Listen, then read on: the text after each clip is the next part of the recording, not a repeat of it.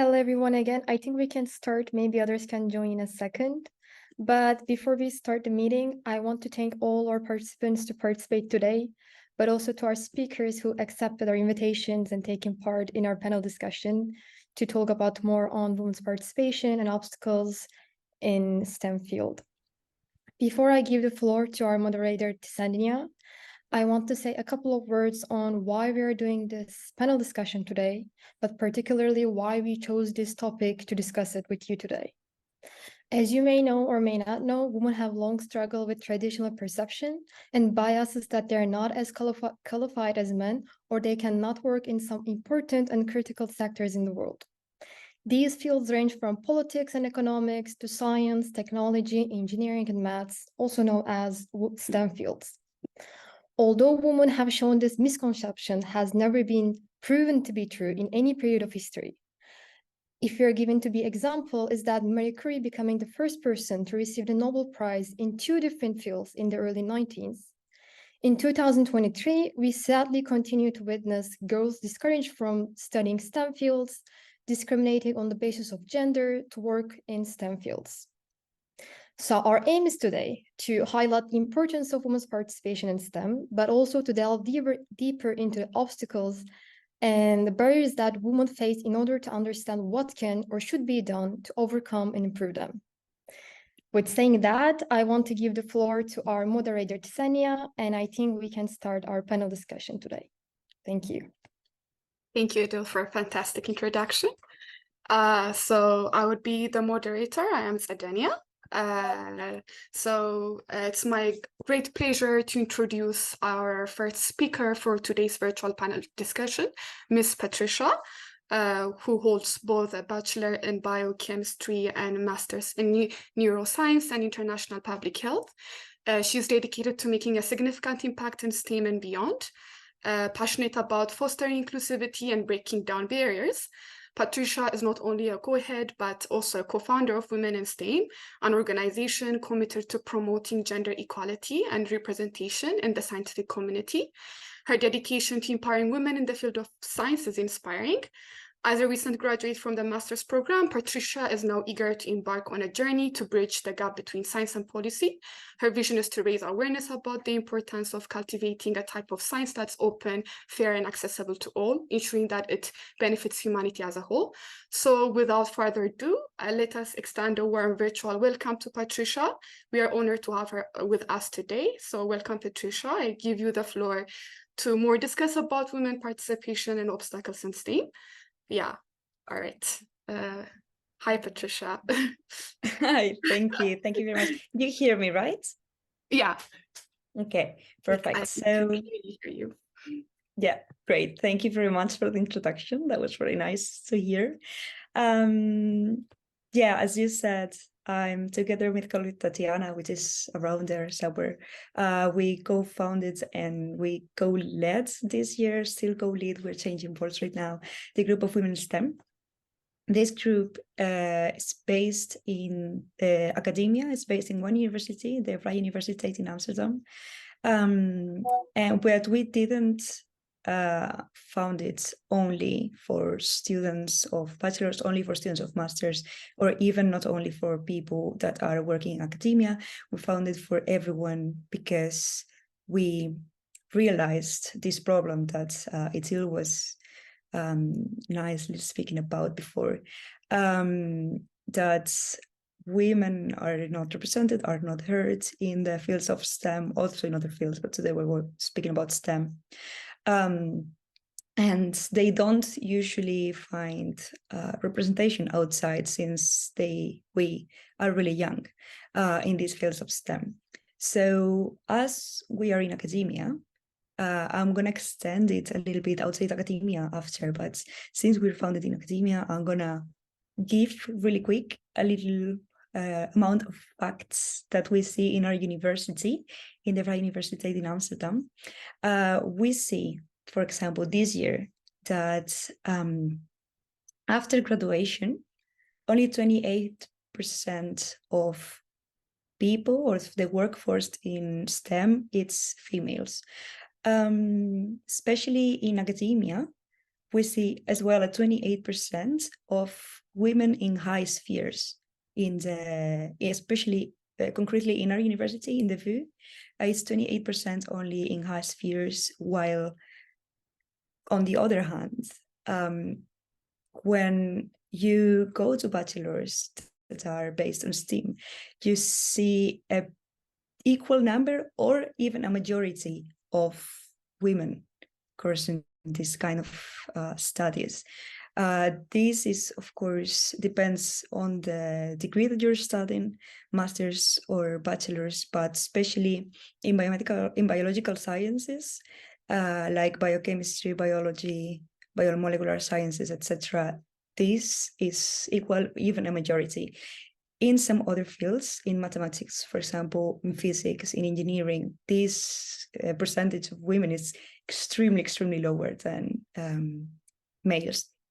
So the numbers exactly as we got them right now is 46% of women in biological sciences in general, 25.2% in computer and mathematical sciences. This is and 15% in engineering. So you can see really the difference.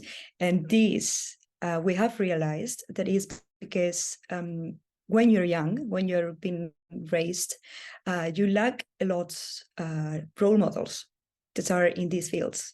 If you ask someone, we do this a lot when we introduce a group. If you ask someone, tell me the name of 2, 3 famous scientists that are females, they don't know what to say, apart from Marie Curie. That's the one that they know.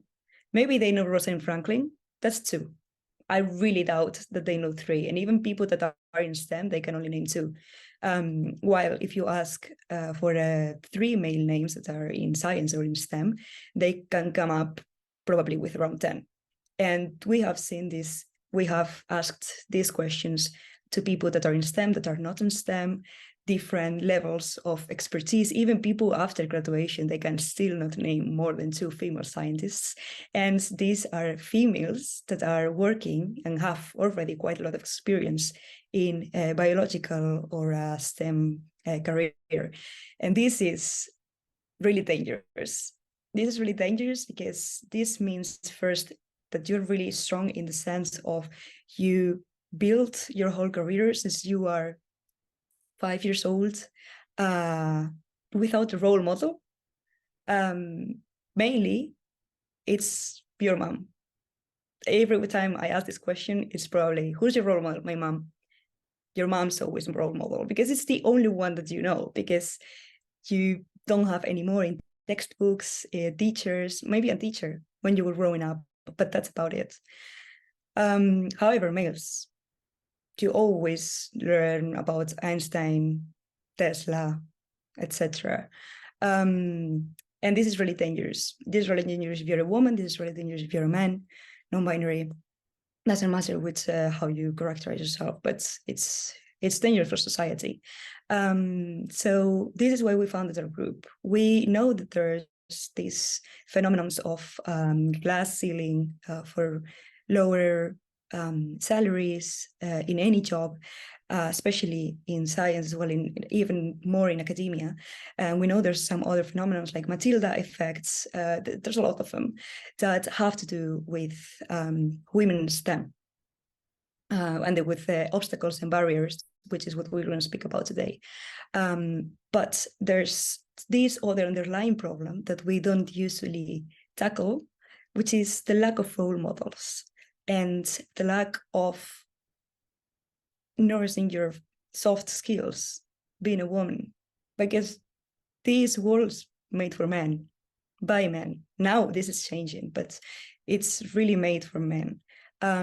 So we really have to strengthen our soft skills, and this is not something that's usually taught in universities.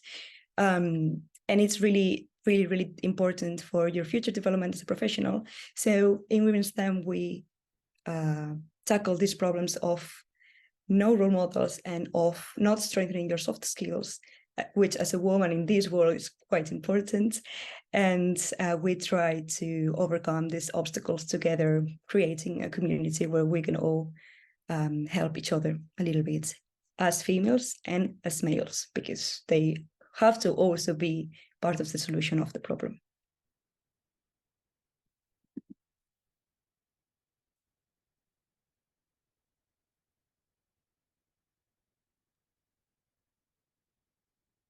Hey, Patricia, are you done? Yeah, unless you want me to speak about right. something else. Okay, thank you so much. You're very right. Role model is really needed, you know, in the same sector.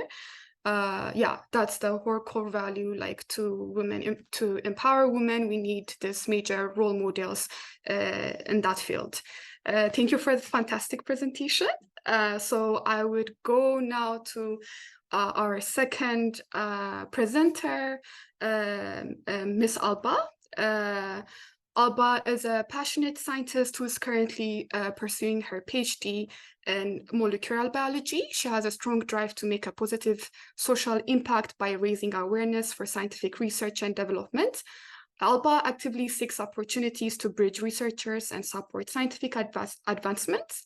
Let's welcome Alba to our panel for enlightening discussion as she shares her insight with us today.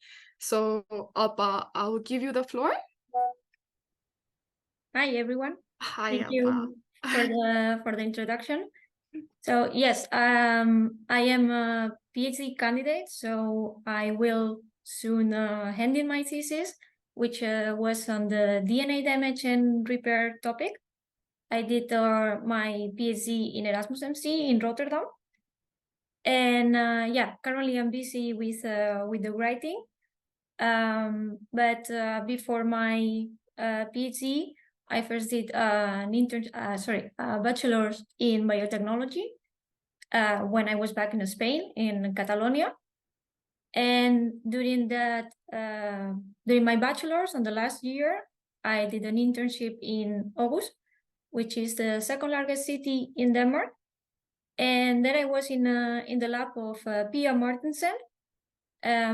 She had a really small lab, and I remember that she was struggling a bit with getting grants, but she was always really approachable. So if I or any other student needed some guidance or a little tool, she was always in for it.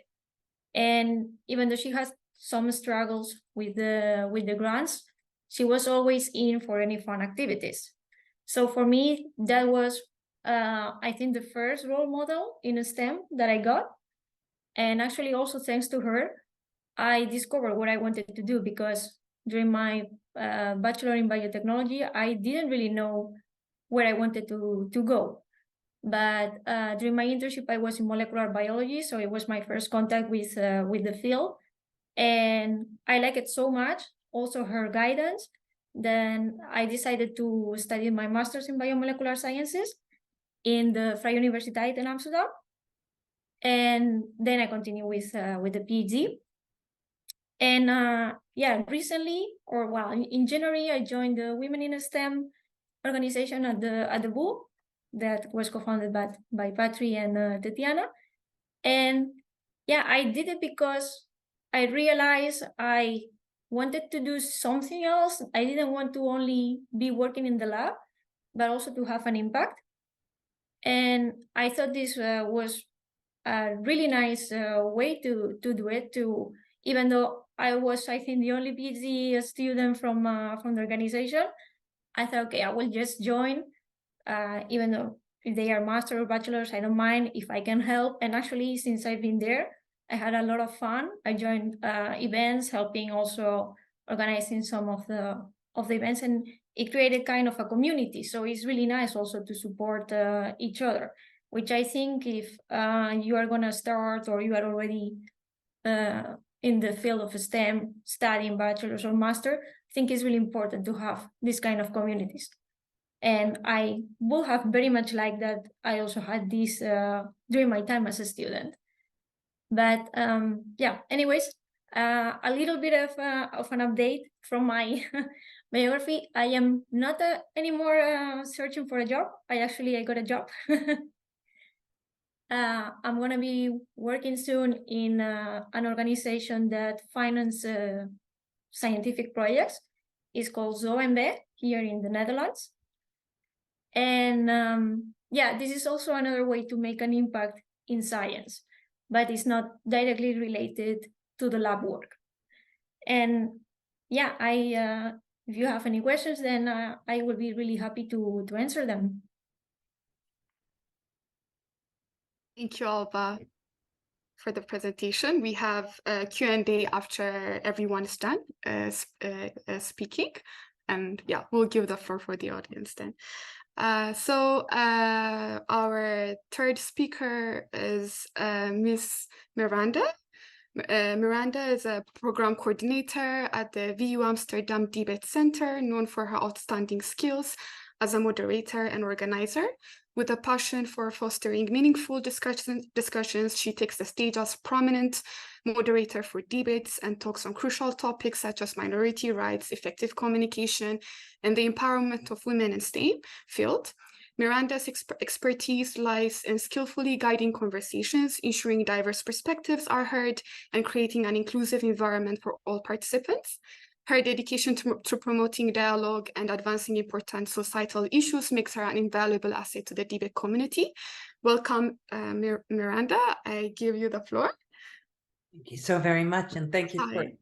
that lovely introduction. That's beautiful. Wow.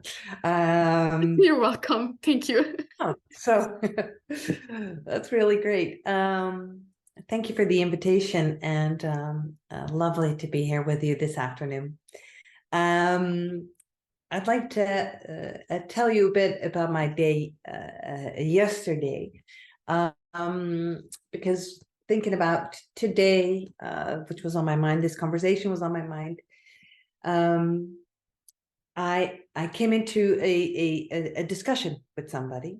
Yesterday I was working from home, and we have a carpenter working in our house. He's a great guy, and he's been around for weeks now, so I got to know him fairly well. And during lunch, we got into a firm argument, an argument about feminism. Yeah, we did it. And in this argument, he claimed firmly that there was no need for feminism or any organization that would represent the interest of girls and women or those who identify as women. For that would only enlarge the difference between men and women, because we focus then on the differences, while according to him, there's really not much difference between men and women. And you know what? I kind of agree with him. But our carpenter, and again, he's actually becoming more of a friend. I see him more these days than I see my husband. He's there when I have breakfast. He's still in my home having dinner with us in the evening. So he claimed that he doesn't see women being treated differently, and that women of his generation, and he's in his mid-30s, have complete equal opportunity and chances compared to men. And when it happens that women are treated differently, it is just merely because men are jerks. And this was his words. And again, I agree with my carpenter. Men can be jerks, but so can some women. And I even know some non-binary people that can act like jerks every now and then. But what my carpenter friend is missing out on is that exclusion, being treated differently, being paid less, being erased from history or not credited for your work, has an immense negative influence.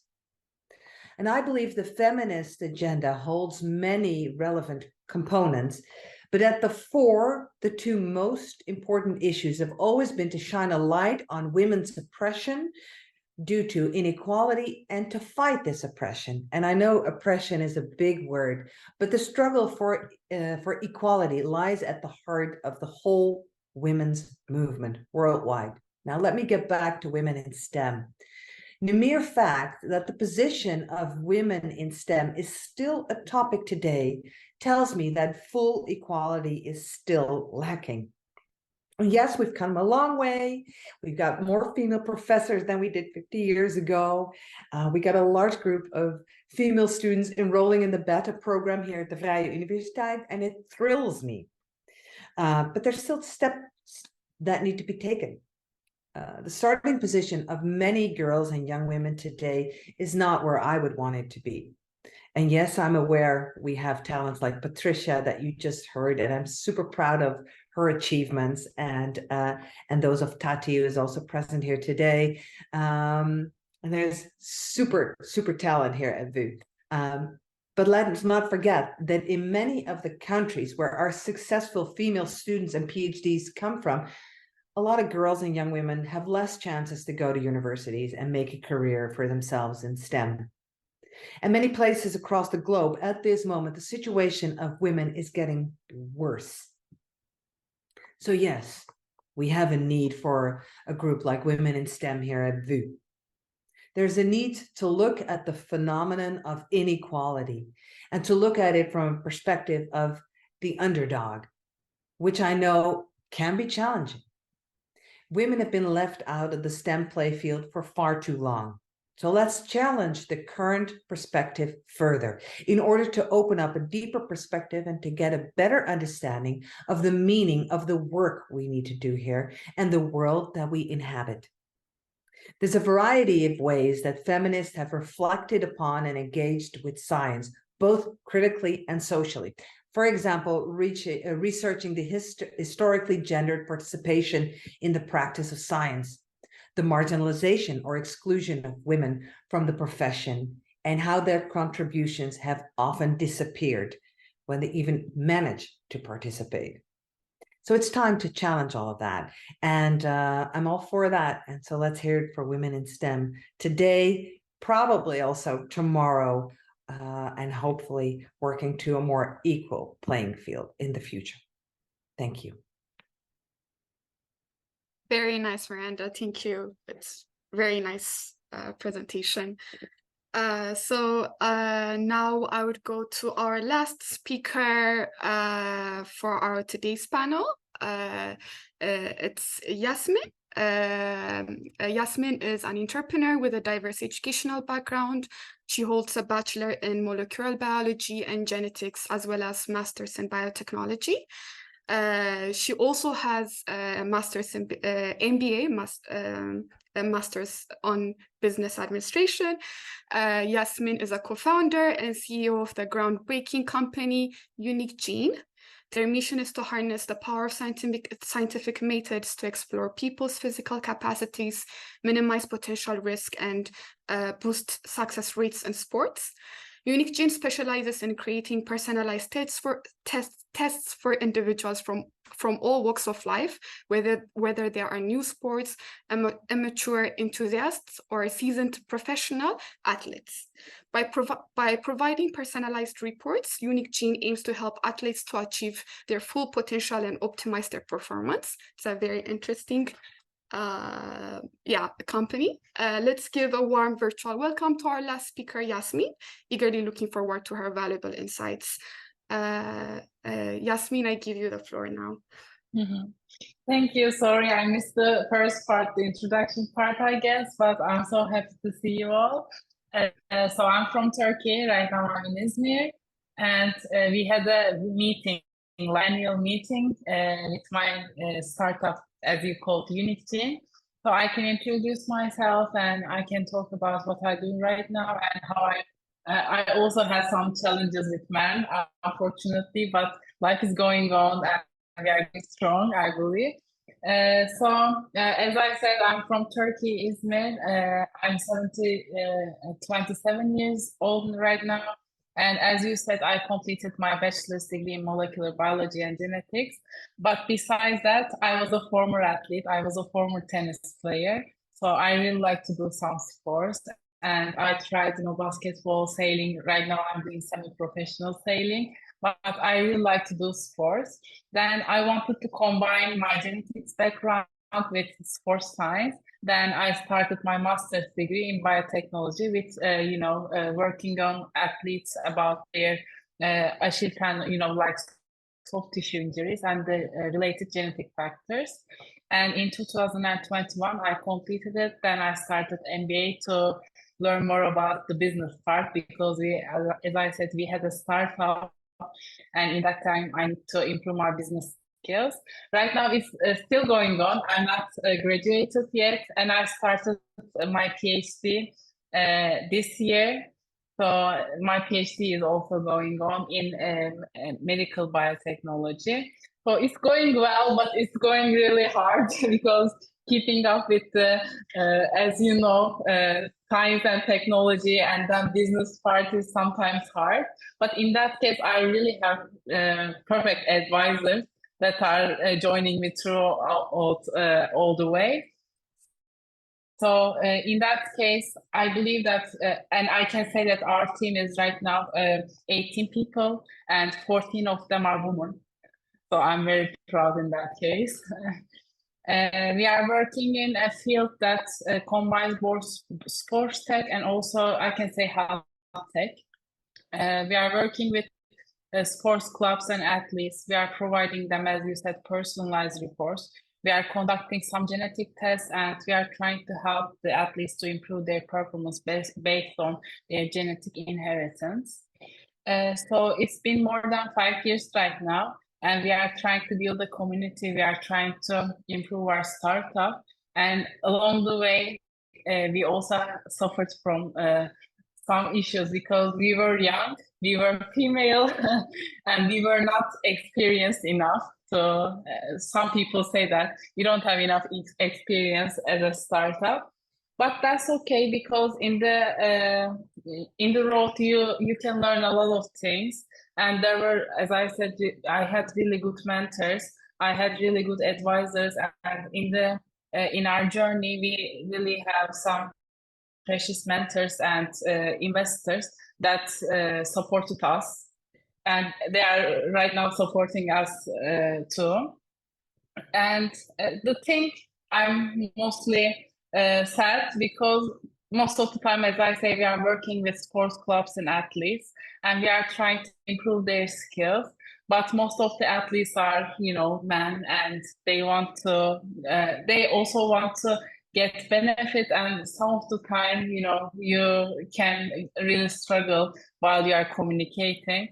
So the thing I can say that the thing is that I'm not taking it personal. Sometimes you can take it personal, but in the way that it's not our fault, Because of my Turkish, maybe I cannot say it in English as well in Turkish, but the thing is that it's their fault.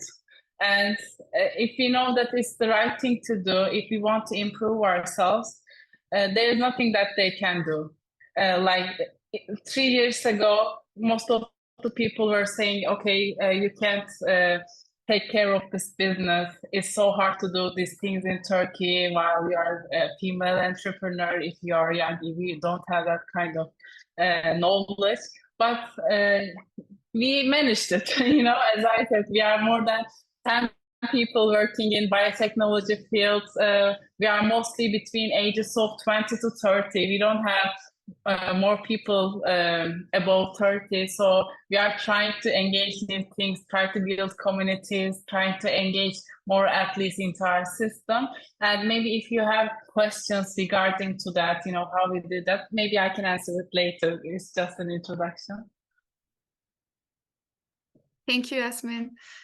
So now we can go to the questions from our audience. If I may, can I ask the first question and take the initiative? Yeah, please go Maybe ahead. the others can follow. First of all, I want to thank all of you to make this amazing presentation for all of us. I know some of us among our participants who are studying or working in this field as well.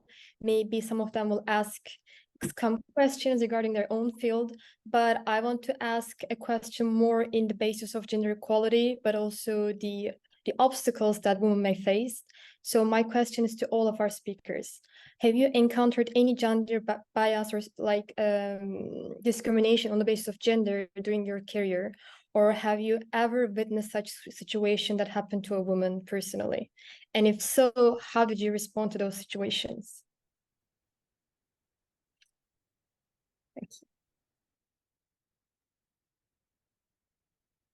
Who wants to start of all of us? I can go if you want.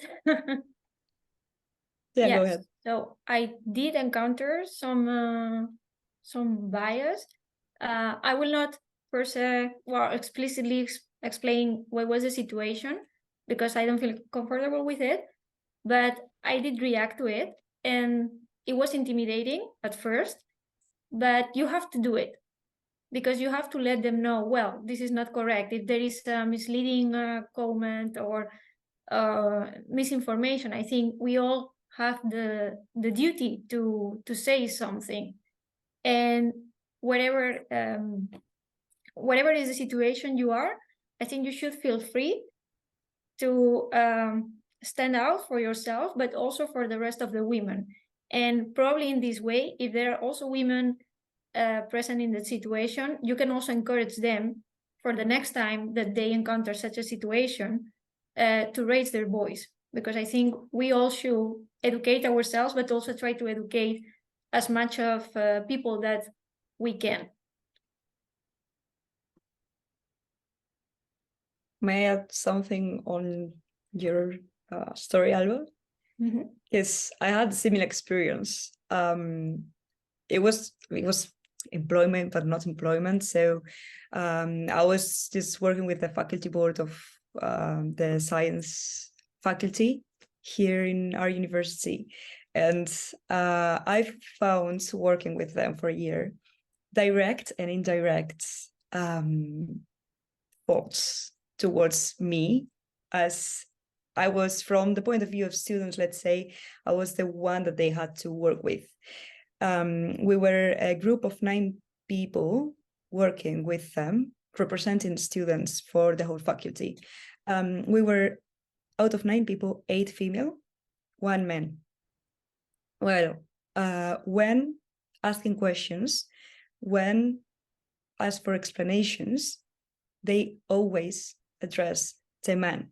We are 8 females, 1 man. They asked the man. And the man was hierarchically underneath my position. Still, they were asking him instead of me. How do I address that? Well, once he has answered, then I add up to that answer. And by the way, I also want to note that, and probably you should go after and say, hey, this question should be directed to me. When it was a direct fault, I would go and tell them, well, this is how it's supposed to work. I don't know if you're aware of how it works, but from now on, this is the way it's supposed to work. And the indirect, and this is the indirect a little bit. The direct was literally, oh, that's weird that the head's a female. Well, yeah, that was my face. I was like, oh, okay, well, I'm glad that I'm here. So you see that we can also be, it was a male. But I've also got that, not so directly, but also got that from females. So yeah, just state your grounds, because they are gonna get your whole arm if you give the hand. So I just wanted to add up that.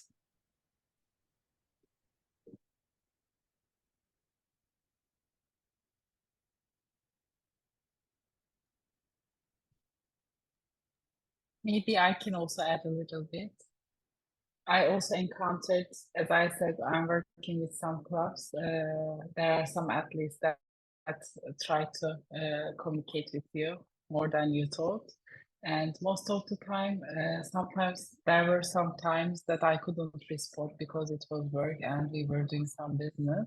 So maybe I can also take your opinions how to do that, or if you also struggle with it. But in sometimes we are studying in Technopark. It's like an area that you can form an entity.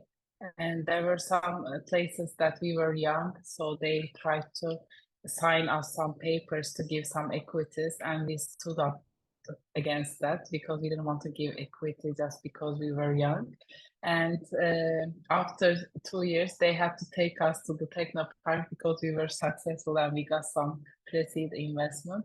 But there were some times that I couldn't respond, and it still bothers me that sometimes you cannot say the things, so you cannot stood up for yourself. Maybe if you have any recommendations, I'm happy to take that.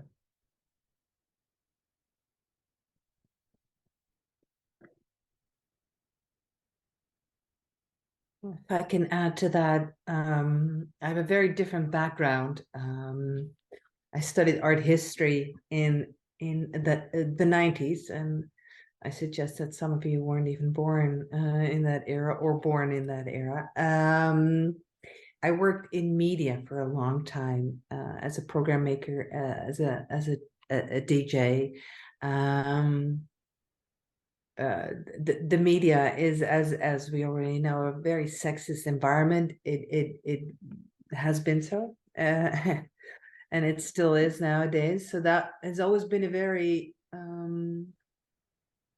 challenging surrounding, because there were only really two roles for females within this working environment, and that's either the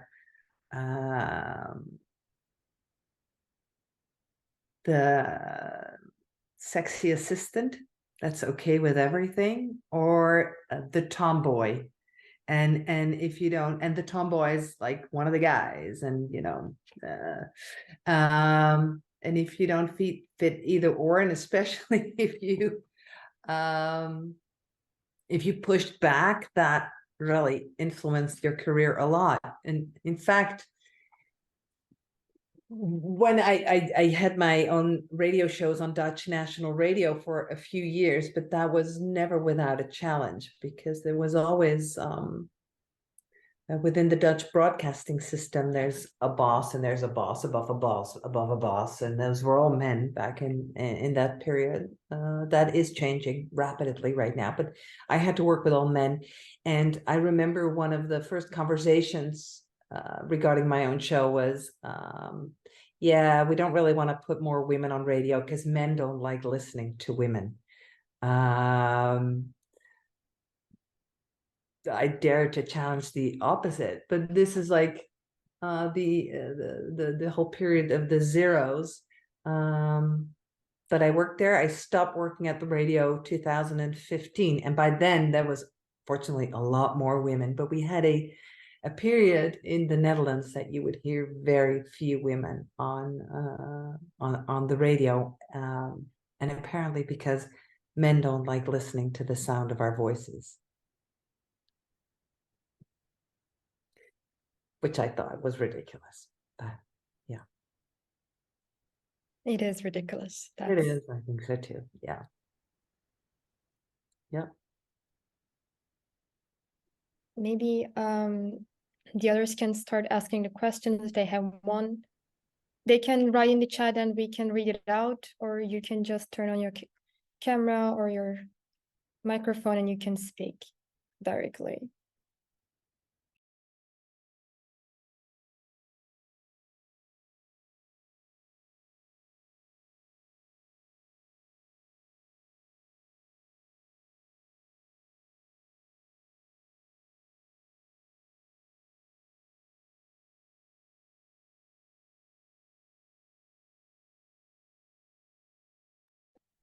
I can ask something. At first, Patricia, you talked about how there's a lack of role models in the sector for women, and I wanted to ask about some recent achievements or developments that come to mind in the STEM sector that were female-led and that can be like role models for people who are newly getting into the sector. Developments, meaning, sorry, wait. You hear me? Yes, right? Yes. Mm-hmm. Okay, Like perfect. Because I had a little bit weird in the computer and phone.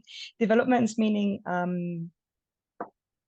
like adapts to, for example, startups, something more material, or yeah, maybe prices, or anything that comes to mind, like recent achievements or developments that were done by females that can be seen as observed as role models for people. Okay. Well, I recently attended to a conference where there were a lot of startups, some STEM, some not, but especially in academia in STEM, some startups that were founded and led both by a woman or two women. And they all, I was surprised because they were all focused on the soft skills, joining soft skills with the hard skills, which I think it's nice. But we had a discussion, I remember, I had a discussion with one of the attendees saying, yeah, I don't think the other guy saying, well, yeah, I think this is focusing too much on the feelings, feelings meaning soft skills. So this is one side that I do think it's a development, because we always think about the hard ones, the actual things that you learn in school, in university, etc., which it's wrongly thought as manly, the hardware, let's say, without joining it with the software. And that's the development that these women in their startups were joining. And then on another hand, I surprised myself these days. I'm writing my literature thesis and I've seen a lot of papers wrote as first author, the first author by a woman. And a lot of them, like a huge majority. I think that's a huge development already in academia, because it's a field that has been historically led by men. The first author, second author were mainly men. Right now, all of them I'm seeing almost are women. And I've surprised myself, I say, because, and I was a little bit disappointed in myself, because you always see only the surname. In my head, they were all men, which is horrible. It's like this program that you have because you were raised like that. So in my head, I thought of them like, oh yeah, Mr. blah, blah, blah. Then you cite it in the bibliography, and the first name is a woman. And I found myself like, oh my God, this is not happening to you. So those two, I think they're really recent developments, because always I've seen mainly men as first authors, and my brain is subconsciously telling me that.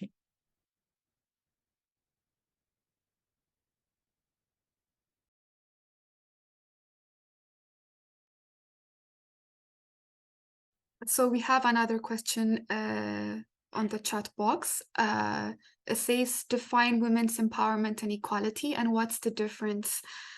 Anyone can answer this question.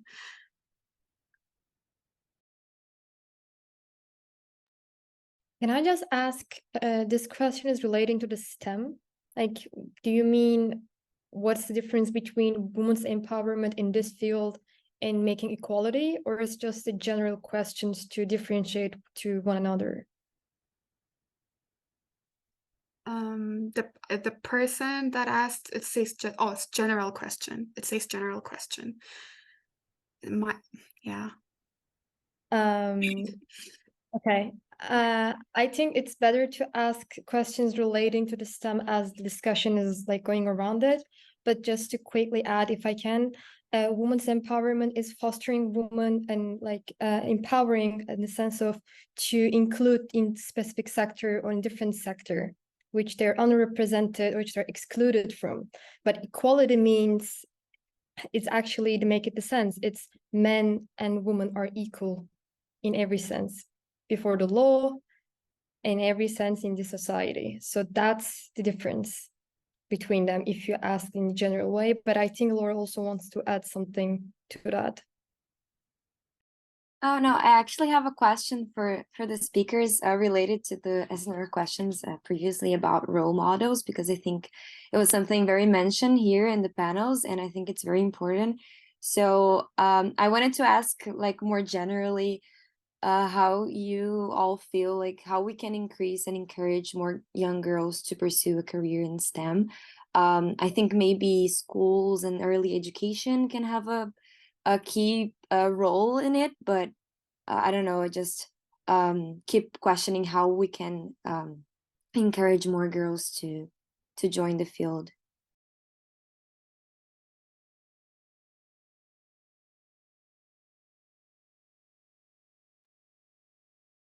I think this is also part of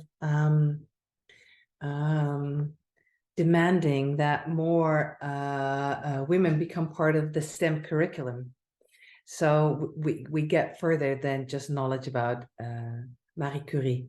So it's about knowing your history, sharing your history, and I think Patricia and Tati did a wonderful thing when they did a scavenger hunt earlier this year at the Vrije Universiteit. And it was a scavenger hunt that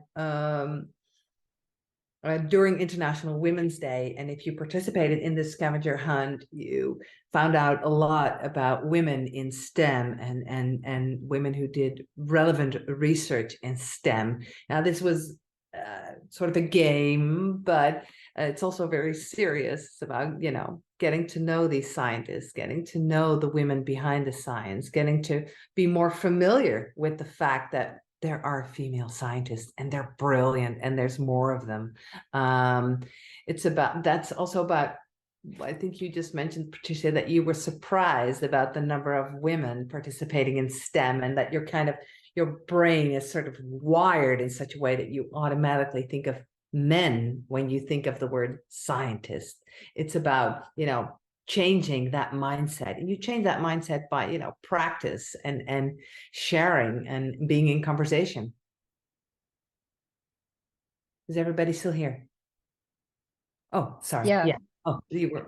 Okay.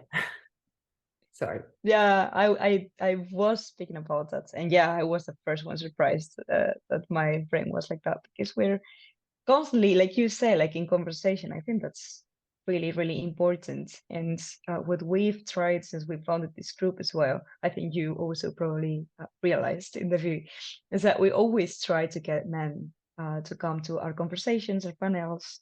I think there's no men right here, right? I doubt it. Well, I don't think so, but it's, if there's a man, please stand out, because thank you for that. Because yeah, they usually. Sorry. One? Patricia, I think if Ali is your first name, it should, I assume it was a male, but I'm not sure. There was one. Can you hear me?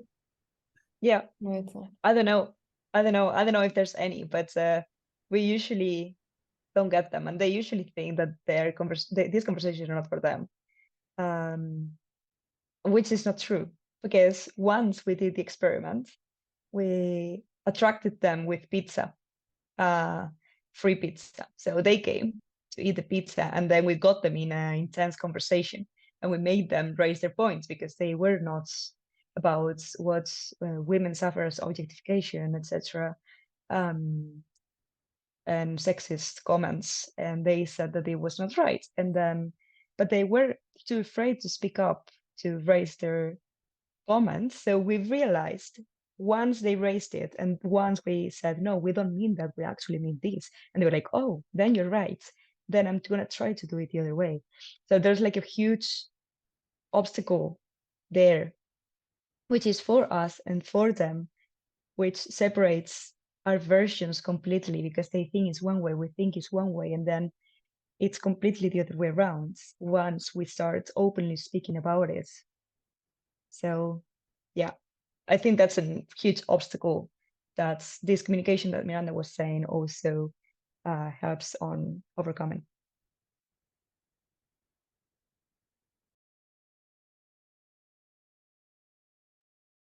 I have a question. So how are the difficulties women face in academic related to the employment in STEAM? Like, how do you see the difficulties during academic level and when they go to the industrial level? Is it very different? Yeah. I think, well, as you all know, in academia, the higher you go, the fewer positions you get, like teaching positions. are really few, and we know that women are really underrepresented. So I think that is not really appealing, but still there are some women that go for it. They are brave, and it's really nice. But the problem with academia is also that it doesn't offer much stability, which you can actually get in industry, or maybe a bit more. It's not 100% sure, of course not, but contracts in academia are a bit challenging. So I think it's difficult for women that are maybe thinking about starting a family to get involved into the real world in academia, going for these higher positions, because there's a ton of work that they need to do, and that is really difficult to combine with your life. So the work-life balance must be, I think, really challenging in academia, in comparison with industry, where I think you can get a bit more of a balance there. So I think that makes it more attractive for some women to go for industry. But do you see like so many women in the industry? Because from some data, I see that, and actually in the Western perspective, in the Western universities, there are actually like most women are enrolled in STEAM education, but when you go to the industry, when you go to the companies, there are like less women. Do you see the difference there? Like, have you encountered that difference? Not per se, because I haven't worked in industry yet, only in academia. Okay, but yes. Yeah, what Yeah, I mean, have you seen that? Like, have you seen No, the challenge? no. Yeah. Have you heard of it? Yes. That's what I'm asking. Yeah. Okay. I do have a different experience though, because I have heard and seen it. It's not so, it is there. It's not that there's 0 women and all men, but there's more men usually. At least in my previous university from Spain, and in the VU, that's also the case. That's, as I said before, in high spheres, female percentage is 28, which is really low. And it's academia, but counts a little bit like industry, because it's not only research. I think it happens in both, and I do think this is a lot, not on the preparation that we have, of course, because there's a lot of really prepared women, a lot of really prepared males. A little bit the glass ceiling, the getting less salary, so they are not so competitive salaries, so you don't have the motivation to go higher because you're not getting paid back for your work and for the amount of time that takes. But it's also a lot to do with the fact that we are always thought to be more sensitive, to be crazy. If we are a little bit, if we get mad at someone, we are crazy, or we are traumatized, or we are, it's not that we have a really good sense of leadership, or that we make ourselves respected. No, we are crazy directly. While if a man stands that ground, then he is a really great leader. And those are skills that you really need to get to high spheres. So if a woman wants to get there, she basically has to leave all her friends or good relationship with colleagues, because it's directly, they're going to think that she has no friends. Even this is, I don't know if this is a little bit too much for this conversation, but in these movies, when they always make the joke, oh, she needs to get laid. No, she's just leader. She's just thinking of work. It's not that she needs social interaction, or she probably has, or if she doesn't have, it's because they think you're crazy because you're just the CEO or something. So you have a really strong personality and they just run away from you. So yeah, it's either one, either the other, and people can hardly live without any social interaction. So they just don't get to those high spheres, so they don't lose that one. That's my very own experience / opinion. Thank you.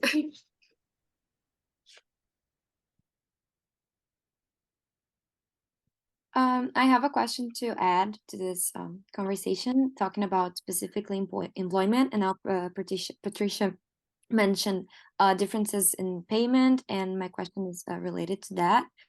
So lack of transparency is also something very important, significant issue in the STEM field, and very often women have lower salaries in comparison to their male colleagues. So my question in general is like, how do you believe companies, academia, society in general can do to overcome this?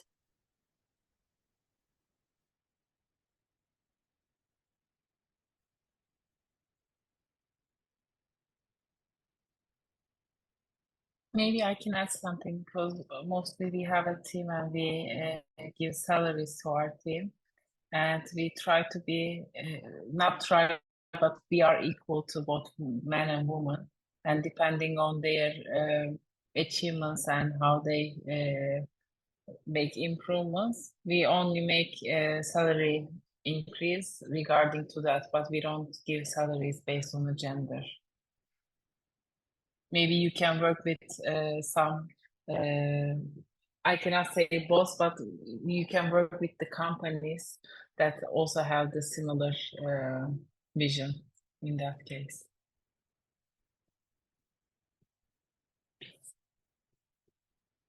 Yeah, if I may add to that, the answer to this question is often that women should be better at negotiating and should be as assertive or aggressive or whatever it is that men do during their negotiation.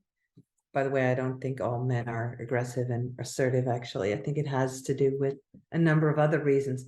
But that is never the question. The question is the question of equality doesn't mean that women should start behaving more like what we think is a male type of behavior. Please don't. The solution should come from the HR department of a company. Yeah, and you can be critical about that. And I'd suggest you inform yourself at the HR department, or you have a conversation there. Yeah, I think that's where it should start.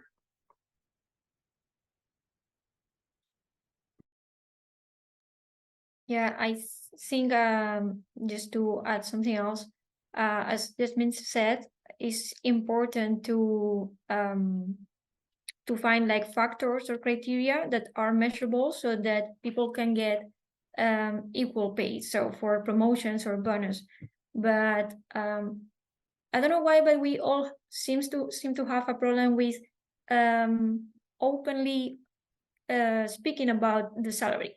And I think this should be just something normal so that we can all have an overview. What are you be paying for? What are your competences? And then you can compare. But comparing out of the blue is really difficult.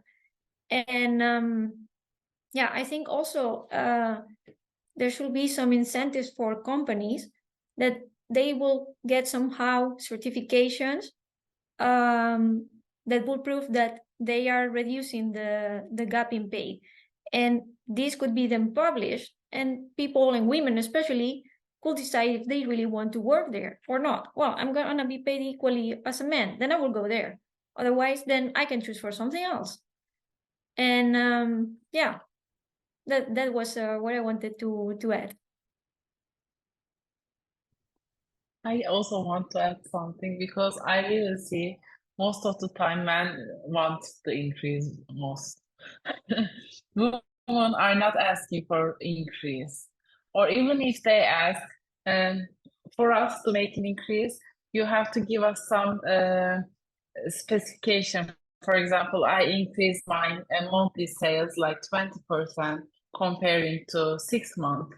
And if you give them some data, and if the data is right, then you can get the increase, or even if you get hired for a job, if you give the data and if you give your perspective on how to increase the volume or improvement in the business, so it might be better for us to give that increase or hire the right people.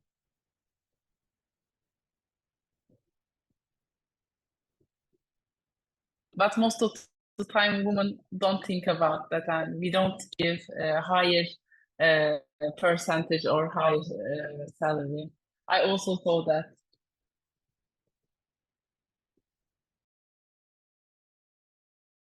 Thank you, Yasmin. Can I ask just one last thing if there are no other questions? So I want to ask regarding the barriers and obstacles that women face in this field, but particularly at the job level. So do you think if there were gender quotas in companies and job applications, do you think would this help women to overcome this persistent problem, to make them easier to find the position in higher companies, in higher positions, high paid jobs? Do you think would it help if this come from the government at a national level?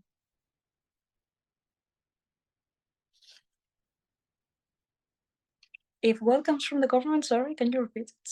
The gender quotas, you know, in some parliaments, they're trying some gender quotas so that we can have equal representation of each gender.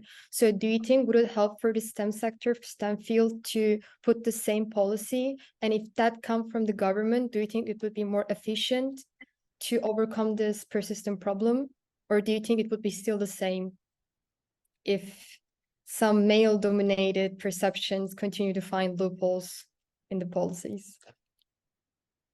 That's a tricky topic because there is something's needed, but I think it's in a more underlying problem.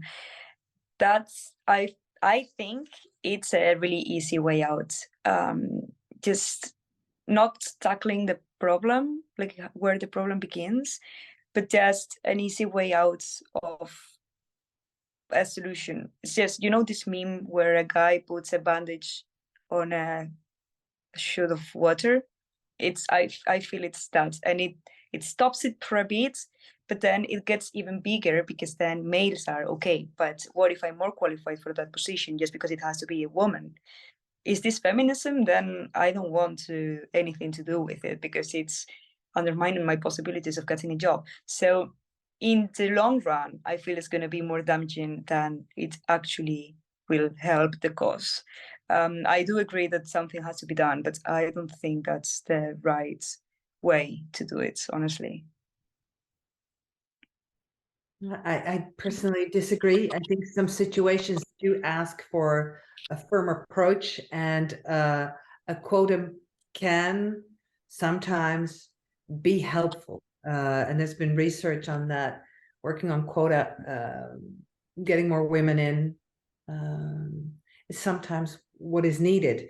I think we've seen a rise of women appearing more and more in all kinds of fields, but we also see stagnation. And at the rate that we're moving right now, it will still take us 150 years to get full equality. So I'm okay with pushing the boundaries, and I understand that that is hard for men, and but that's just the way it is. Yeah. And I do agree with that. Like, I'm not saying they shouldn't exist. They should exist. I'm just saying that to the long run, it's not a solution. It is helpful indeed, because we need it. We need some way of putting some boundaries and doing some equality, because, yeah, as you say, it's going to take really long. But I just feel that if politicians or whoever is doing research on this and making these policies take this policy really grounded and really rooted, I feel that they are not going to do any more efforts, because with that's going to be solved according to them. That's what I meant. Yeah, you need both. So you need a push, but you also need the stimulation, and you need companies to really start moving. And getting a quota does not mean you're getting women in that do not know what they're doing or that are not fit for the job. You know, somehow it's gotten into a lot of people's heads that, oh, so we're now opening the door for anyone who wears a bra. No, we're not. We're just really stimulating getting more women in this field because there are a lot of biases that we are not always aware of that are in place and are limiting women, and we want to stop that. So name it for what it is. Yeah, and fuck to the crybabies, but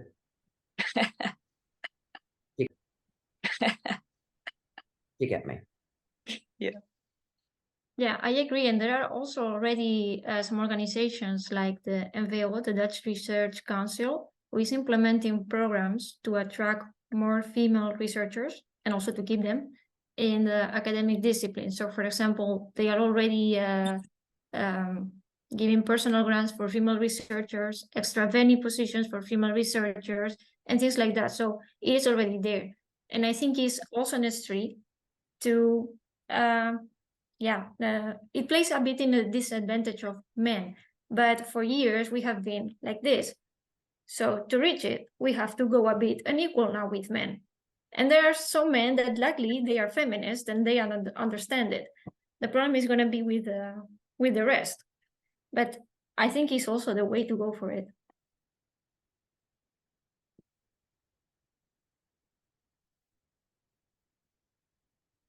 But Yes. with So, that, go ahead. sorry? I know, go ahead. It's fine, Patricia. Yeah, I was just going to say, that's one way of going for it. The other way is making policy to actually get the same salary for the same position. The other way is to allow maternity leaves, which equally with paternity leaves, because that's also the thing. Only if you're a woman, you get a maternity leave in some countries and in some organizations. If you're a man, you don't get it. So they are not getting women because they're going to have to replace them with if they get pregnant. So they don't get women. So there's a lot of factors over there. Like quotas are really, really helpful because, well, you have to get women. But also look at the rest, because if you only put the quotas, but then you still pay them less, maybe a woman is not going to apply, first of all. Even if you have to get a woman, only if she's desperate to find a job is going to apply. And second of all, you're going to do not a huge favor to the cause, because it's only going to be, threatening for men, which I agree with Miranda, most of the times are crybabies. Like you've had everything for years, just, if it's a little bit in your disadvantage now, you have to cope with it. But also look at the reasons, because why women are not applying and getting jobs, because maybe that's more useful to the long run. Yeah, and we haven't even discussed the mere fact that having more women in the STEM sciences will also positively influence the outcome of all sciences.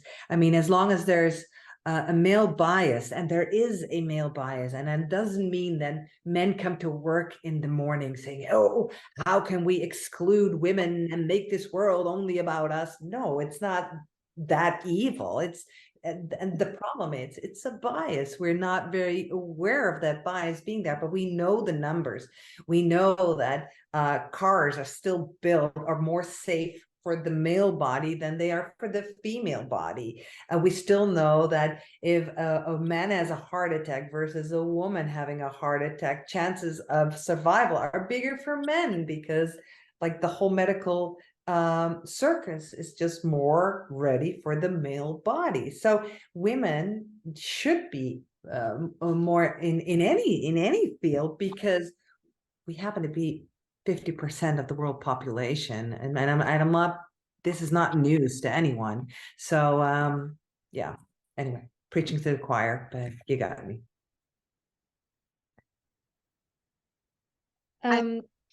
Yeah, I'm just gonna ask something.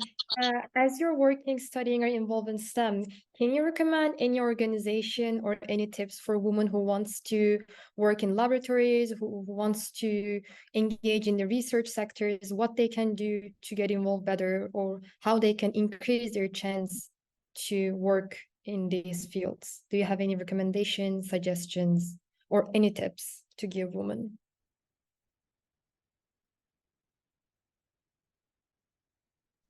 Well, I have two. The first one we spoke about in the beginning, with also Alva's presentation. Find your community.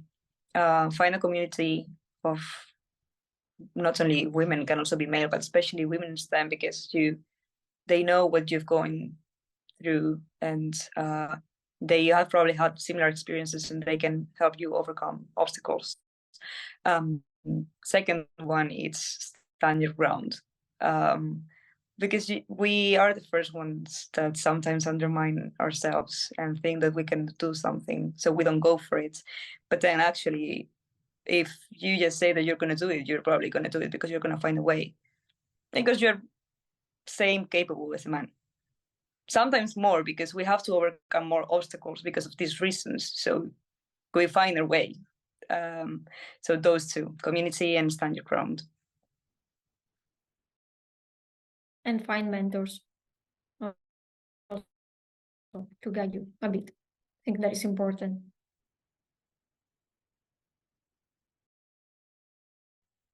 I can.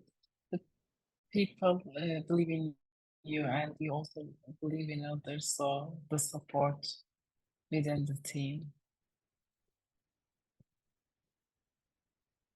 I think we come to the end of the discussion, and I think it lasted more than we decided on and scheduled on. So, but I want to say that thank you for all speakers to be present again here and to patiently respond our questions. And I'm sorry it took so much time than what we scheduled initially, but thank you again. And for everyone, I hope you enjoyed our discussion as much as we did, by the way. And if you like to follow our projects, events, or anything relating to women's rights, but also human rights,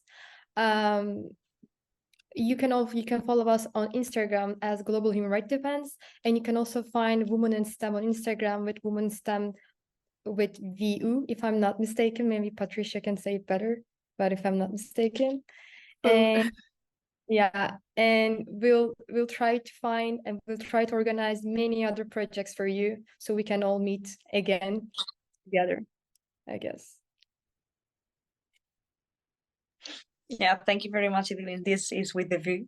So yeah, good one. But yeah, thank you for organizing and inviting all of us. It was great discussion. I enjoyed speaking with all the rest of the speakers and with you guys for making the questions.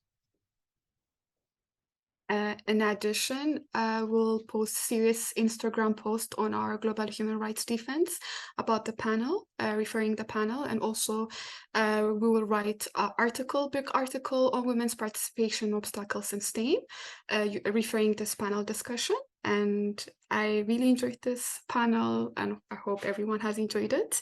And yeah, thank you also for giving me the chance to be a moderator.